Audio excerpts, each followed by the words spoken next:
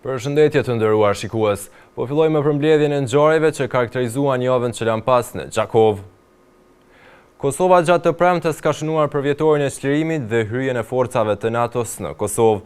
E në shënim të kësaj dite në nivel vendi janë mbajtur një varg aktivitetesh, si dhe janë mbajtur homazhe në nderim të të rënëve. Dita e çlirimit të Kosovës 12 qershori paraqet një ditë të veçantë të historisë së Kosovës të krijuar me sakrificën sublime të popullit kosovar. Me rastin e ditës së çlirimit të Kosovës, ushtruesja detyrës së presidentes Albulena Haxhiu dhe kryeministri në detyrë Albin Kurti kanë bërë homazhe në kompleksin memorial në Prekaz. Haxhiu shpreh se nuk ka 12 qershor pa marsin e vitit 1998 dhe nuk ka 12 qershor pa qëndresën e komandantit legjendar Adem Jashari, Hamzës Shabanit dhe mbi 50 antarëve të familjes Jashari, të cilët ranë dhe nuk u dorëzuan asnjëherë. Nuk ka 12 qershor pa marsin e vitit 1998.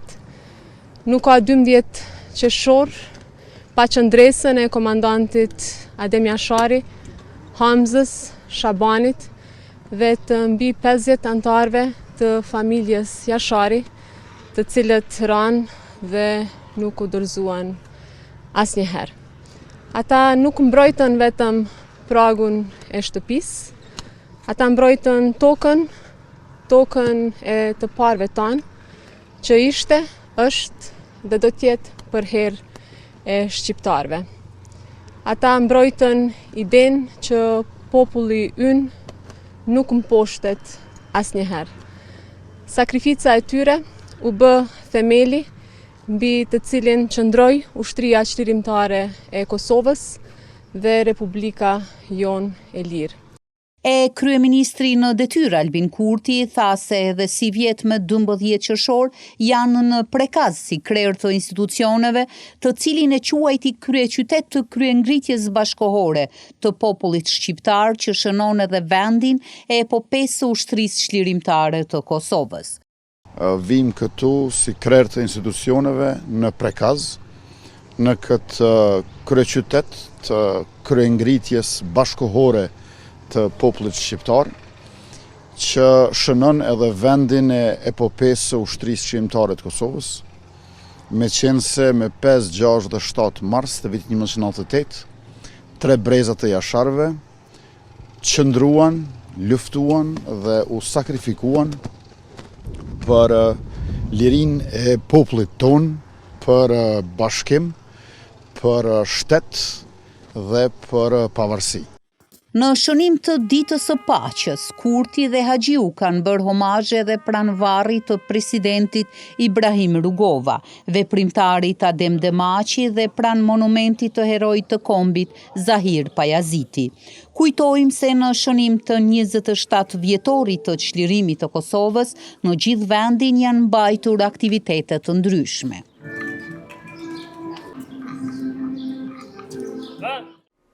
Gjatë kësaj jave, banorët e fshatit Moglic kanë shprehur shqetësimin e tyre për reduktimet e energjisë elektrike. Keku duk të ishte i pamëshirshëm ndaj këtij fshati, pasi banorët u përballen deri në 8 orë reduktime.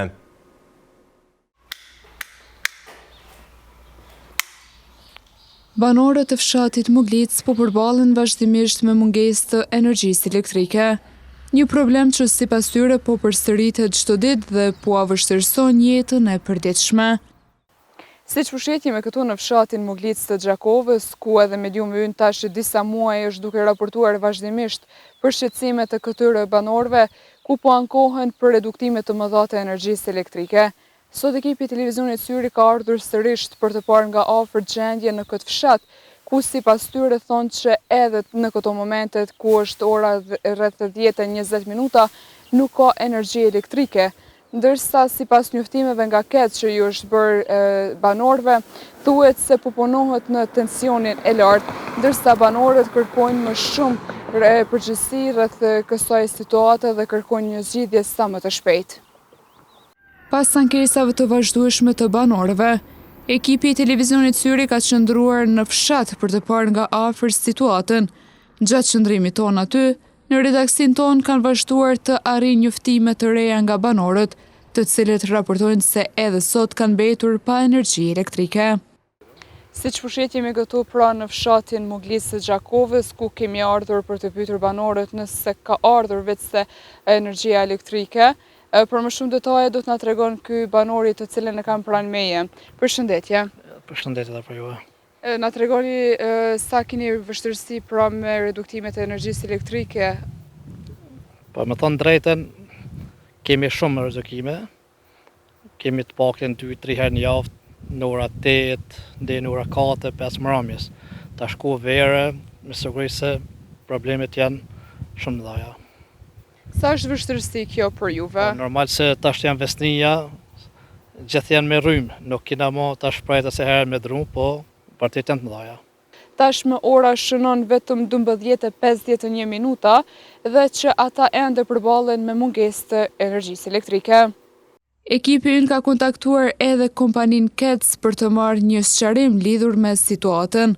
Nga kjo kompani na është thënë se i përket daljes Raç Muglica, e cila furnizon fshatrat Raç dhe Muglic nga janari deri në maj, si shkak i prishjeve të ndodhura në rrjetin e shpërndarjes, kanë qenë gjithsej 9 ndërprerje, kryesisht kalimtare dhe me një kohëzgjatje mesatare prej 33 minutash. Megjithatë, banorët e Muglicës pretendojnë të kundërten, duke deklaruar se gjatë ditës përballen me mungesë të energjisë elektrike deri në mbi 8 orë dhe se këto reduktime janë shumë të shpeshta. Për këtë kanë dëshmi edhe njoftimet nga KEDS. Gjendje njëjtë ishte edhe gjatë vizitës tonë të tretë gjatë ditës së sotme. Fshati ende ishte pa rrymë. Siç pushet pra ora po shënon 15:31 minuta dhe në fshatin Muglisë së Gjakovës ende qytetarët vazhdojnë të përballen me mungesë të energjisë elektrike. Ata kërkojnë nga institucionet dhe operatori përgjegjës që të ndërmarrin masa konkrete për zgjidhjen e problemit, në mënyrë që furnizimi me energji elektrike të stabilizohet dhe të mos përballen më me ndërprerje të shpeshta.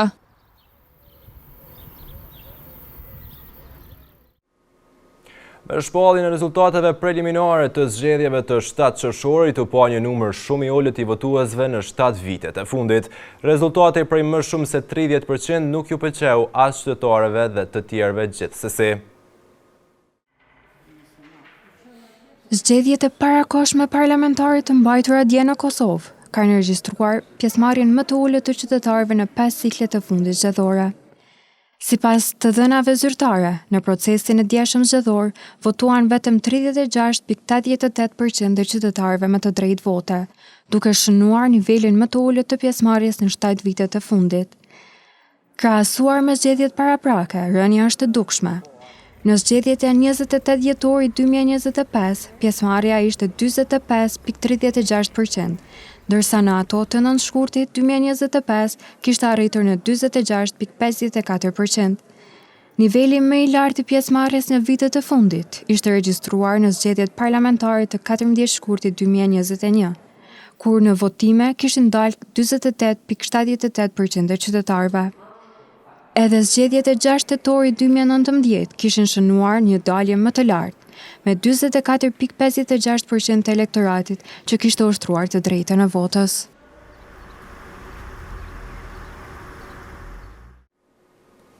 Menjëherë pas përfundimit të zgjedhjeve në qendrën komunale të numërimit në Gjakov u krijuan ekipet punuese për numërimin e votave. Ky proces zgjati 4 ditë dhe gjatë së enjtës u finalizua plotësisht. Në qendrën komunale të numërimit në Gjakov nga hëna është duke u punuar në 2 ndërrime për numërimin e votave të dala nga zgjedhjet e 7 qershorit. Zyrtari ekzekutivi Komisionit Komunal të Zgjedhjeve, Armir Rexhaj, bëri të ditur se puna është zhvilluar me intensitet të shtuar dhe i gjithë procesi i numërimit është përmbyllur pa ndonjë problem. Sipas Rexhajt, në qendrën komunale të numërimit janë numëruar votat e subjekteve politike dhe kandidatëve nga të gjitha vendvotimet e komunës së Gjakovës. Me përfundimin e numërimit të votave të subjekteve politike dhe kandidatëve në QKN të Gjakovës, materiali numëruar do të dërgohet në qendrën e numërimit dhe rezultateve në Prishtinë, kështu ka deklaruar Rexhaj.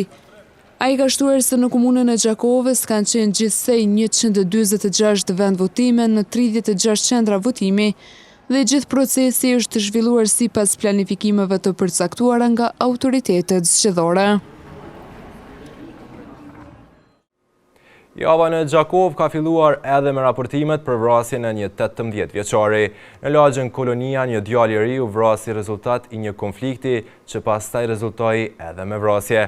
Kronika në vazhdim na njeh me deklaratën e babait të viktimës. Një person ka humbur jetën e 3 të tjerë kanë mbetur të lënduar pas një përleshjeje fizike që ka ndodhur të dielën mbrëmë në lagjën Ali Ibra në Gjakov.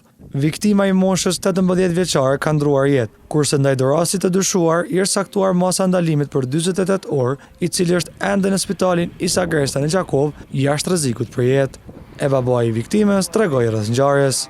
Unë në shpes që më konë, ku jo marë në shpes ku më po përleshin. Njerë me vllavin e ku më po shtrit, për gjallë se ku më ditë. Gjallin e kishë pa prej kosaj. Kosa, kësha ka pasë ndo nuk di, gruja vetë, mija vetë krejtë. Prokuroria ka bërë të ditur se do të paraqes kërkesën për saktimin e masës së paraburgimit në gjykatën kompetente, ndërsa 2 personat e tjerë janë liruar nga spitali Isa Gresta.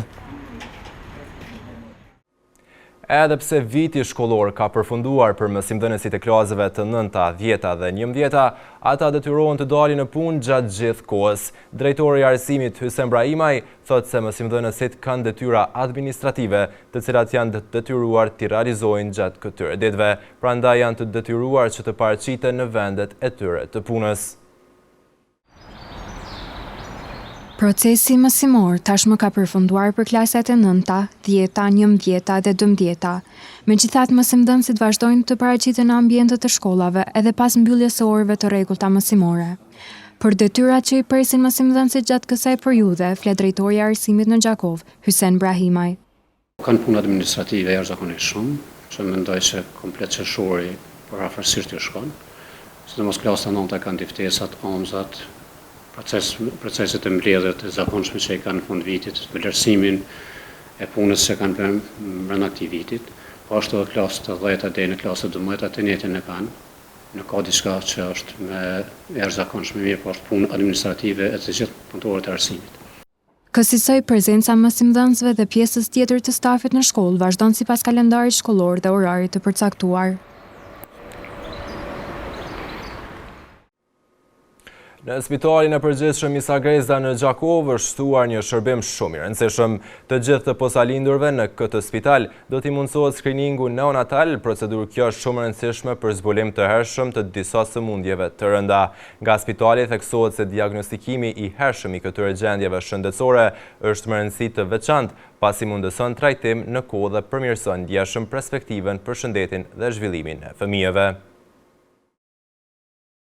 Zbulimi i hershëm i sëmundjeve tek të përsalindurit është thelbësor për trajtimin dhe zhvillimin e tyre të shëndetshëm. Përmes skriningut neonatal, mjekët mund të identifikojnë në kohë probleme të ndryshme shëndetësore. Ky program ka filluar të zbatohet nga viti i kaluar në QKUK, ndërsa së fundmi është thirrur edhe në spitalin e Gjakovës, duke shënuar një hap të rëndësishëm në kujdesin ndaj foshnjave.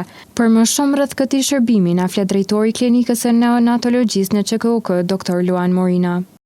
Me anë të këtij testimi, e parashikojmë me fjalë të thjeshta, mund të themi parashikojmë që një foshnjë në një moment caktuar gjatë jetës ka mu sëmundje nga këto sëmundje. Pra, bëhet zbulimi i sëmundjes atëherë kur foshnja nuk ka shenja, nuk ka asnjë simptom.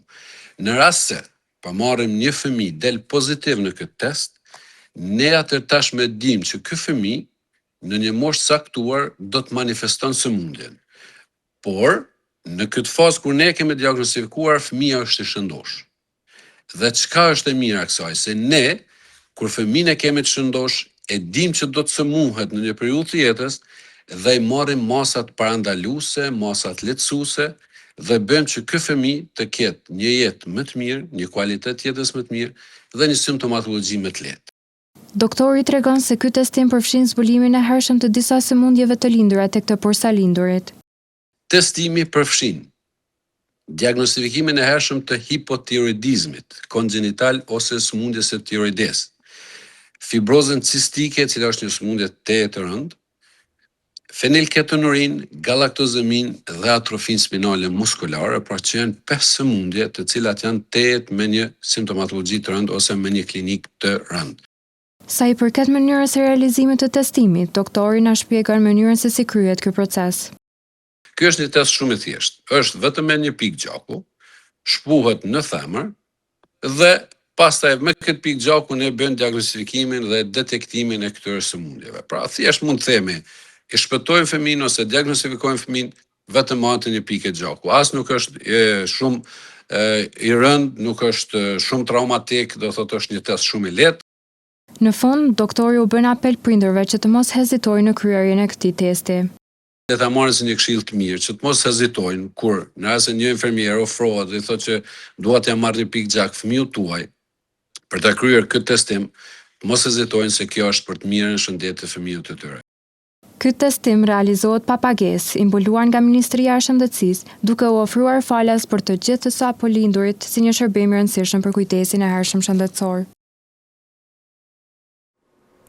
Qershori shënon muajin e të mbjetuarve nga kanceri. Mediumi ynë përmes kronikave televizive shumë shpesh ka sjellur rrëfimet e personave të cilët janë ballafaquar nga kjo sëmundje, por ja kanë dalur tamposhtin atë.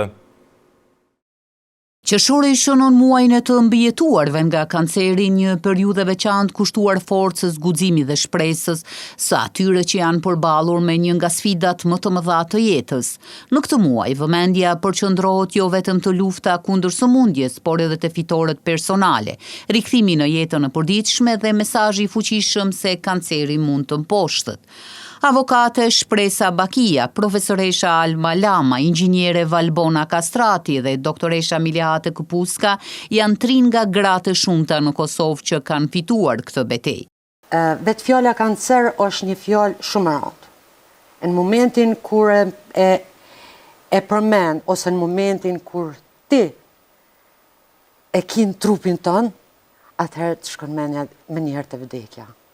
Por me forcën edhe mbështetjen e sporit familjarëve, të miqve, edhe të krejt rrethit që për fat të mirë kam një rreth shumë të mirë, ja dalim edhe duhet të themi që jeta neve nuk ka falë për s'dyti edhe tani ja dim vlerën edhe më shumë. Momentin që jam diagnozifiku, kam qenë shumë e vetëdijshme në për cilat momente ose stade të vështira kam me kalu.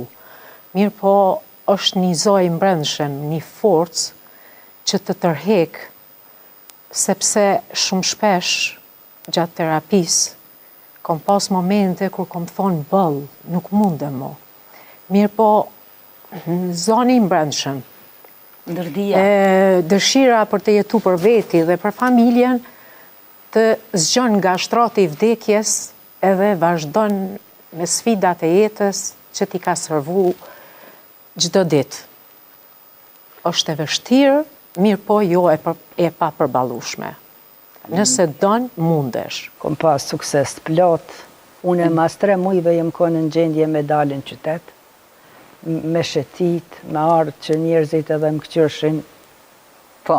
A o që kjo, apo është në një tjetër, por arsi se kishin dëgju që është smut, që është kun për gratë. E do me thonë, nëse shkon diku tjetër për mjekim, je në stadin ato matë punit, po une për ato nuk jam brengosë, o këmë në rëndësishme që une jam mirë, për gjitha këto këm pas mbështetjen e familjes jeme mas pari. Nonën e këm pas atëherë gjallë, motra, blaznit, edhe gjithë tjerët janë kujdes për mu. Po, ka qenë familja jo e cila të ka... Më ka ndimu, më ka mbështet edhe më ka dhonë forcë, por me vazhdu ma tutje.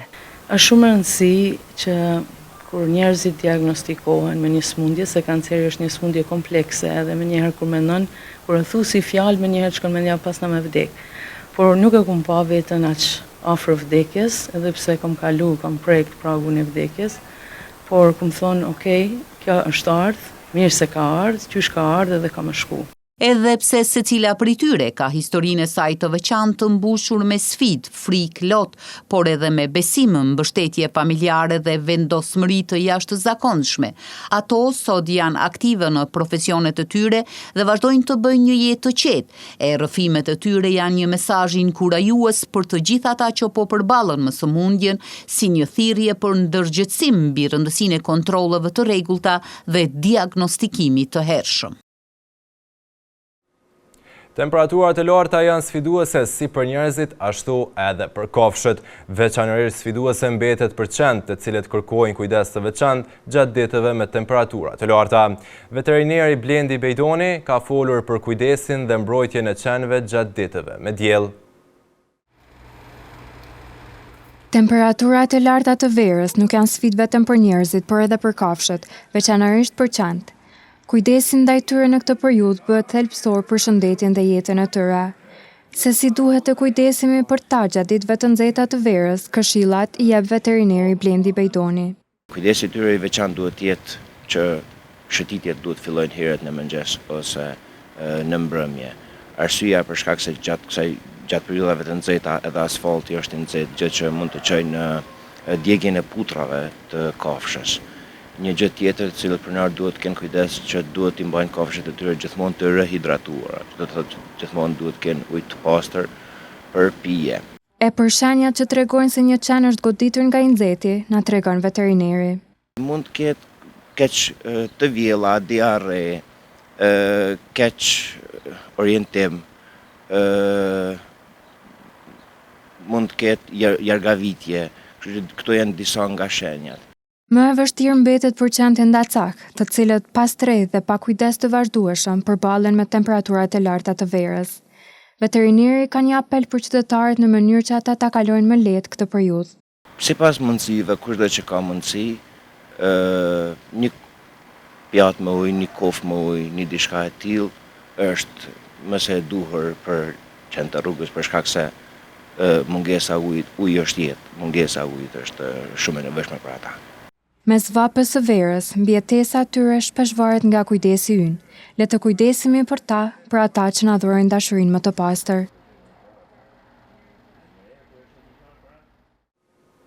Vallëtarët e ansamblit Shota, të shoqëruar nga vallëtarët dhe këngëtarët e ansambleve kombëtare nga Shqipëria, Maqedonia Veriut, gjatë të premtes përformuan në sallën e Pallatit të Kulturës Asim Vokshi në Gjakov, në kuadër të festimeve të çlirimit të Gjakovës. Në sallën e mbushur plot artistë morën pafunduar tërkitje nga të pranishmit.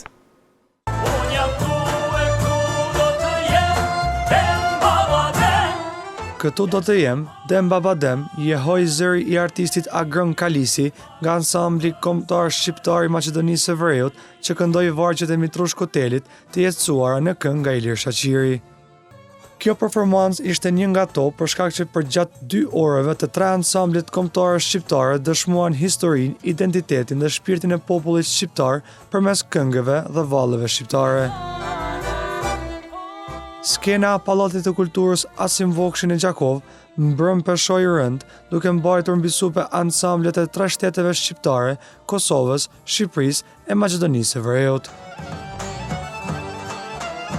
E fundi i këtij koncerti që u organizua për ditën e çlirimit, mblodhi të gjithë artistët e 3 vendeve shqiptare në skenë, të cilët interpretuan këngën Mora Fjalë, e cila volosi mbrëmjen e këtij koncerti mbar shqiptar.